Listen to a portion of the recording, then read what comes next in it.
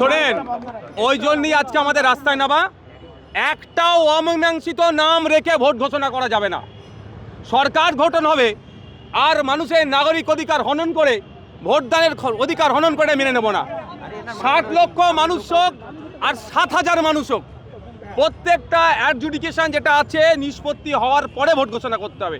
আজকে আমরা যেই বিষয় নিয়ে ডেপুটেশন দিচ্ছি তার মধ্যে অন্যতম একটা বিষয় হচ্ছে এটাই যে এই গণতন্ত্রের উৎসবে কোনো মানুষ না ভোটদান থেকে বিরত থাকে।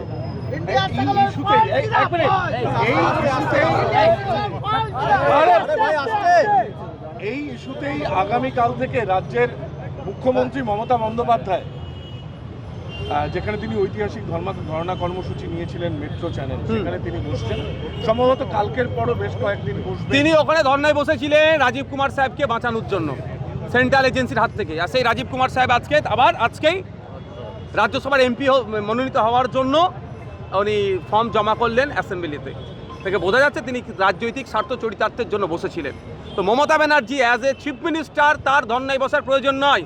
State of West Bengal supreme কোর্টে কি ইসিআর বিরুদ্ধে মামলা করেছে এটা আমি জানতে চাই। আমরা চাই অ্যাজ চিফ মিনিস্টার তার যেটা আসল রোল সেটা পালন করুক। তৃণমূল কংগ্রেস ধর্ণায় বসুক, সেটা আমার কোনো ব্যাপার নয়। কিন্তু মুখ্যমন্ত্রী হিসাবে প্রথম তার কাজ হচ্ছে রাজ্যের তিনি অভিভাবিকা। এই 60 লক্ষ ভোটাররা এখন আতঙ্কে আছে। আতঙ্ক মুক্তর জন্য state of West Bengal versus election commission of India একটা মামলা আমরা দেখতে চেয়েছিলাম। কিন্তু পশ্চিমবাংলা সরকারের পক্ষ থেকে চোরেদেরকে বাঁচানোর জন্য এডিসি বের হাত থেকে চাকরি চোর, কয়লা চোর, বিভিন্ন ধরনের চোর যারা আছে, ইভেন আপনার আরজি করের কাণ্ড, আমাদের বাড়ির মেয়ে তিলোত্তমাকে যারা খুন করেছে তাদেরকে বাঁচানোর জন্য এও না আপনার তদন্তে ভার না তাদের হাতে চলে যায়। এর জন্য কোটি কোটি টাকা খরচ করে সুপ্রিম কোর্টে ছোটে। কিন্তু পশ্চিমবাংলার 60 লক্ষ নিরীহ ভোটার যারা আছেন তার অধিকাংশই সংখ্যালঘু মুসলমান।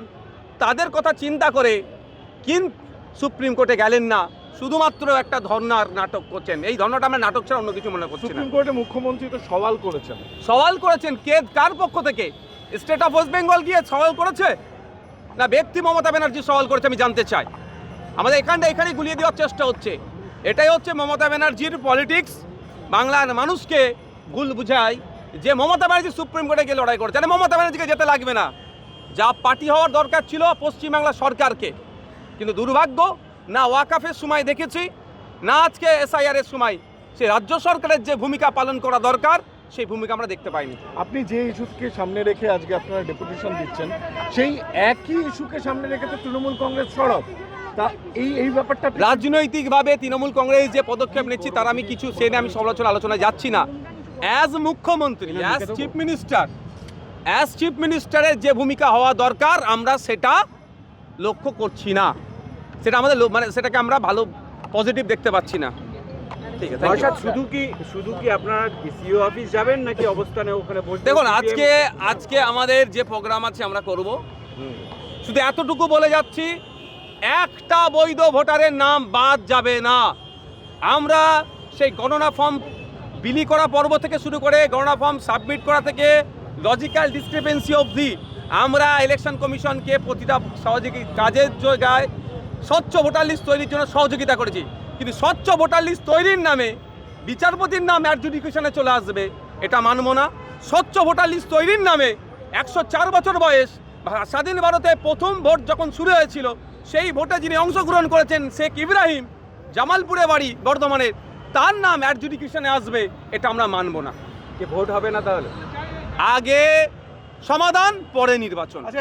আমরা দেখছি যে মুখ্যমন্ত্রী রাস্তায় নামার আগেই বামেরা রাস্তায় নেমেছেন মুস্তারি বেগমকে সামনে রেখে। হ্যাঁ, ভালো তো। আইএসএফ প্রত্যেকটা রাজনৈতিক দলকে রাস্তায় থাকতে হবে গণতন্ত্রকে রক্ষার স্বার্থে, মানুষের ভোটাধিকার রক্ষার স্বার্থে। গণতান্ত্রিক প্রক্রিয়াতে কোনো নাটক না করে যে রাজনৈতিক দলগুলো এই 60 লক্ষ ভোটারের জন্য রাস্তায় নামবে, হয়তো ফিজিক্যালি তাদের সাথে না থাকতে পারলেও মেন্টালি তাদের সাথে আমরা সমর্থন করবো। আমি আপনাকে কি বললাম, নাটক না করে। Thank you. বলে আপনাদের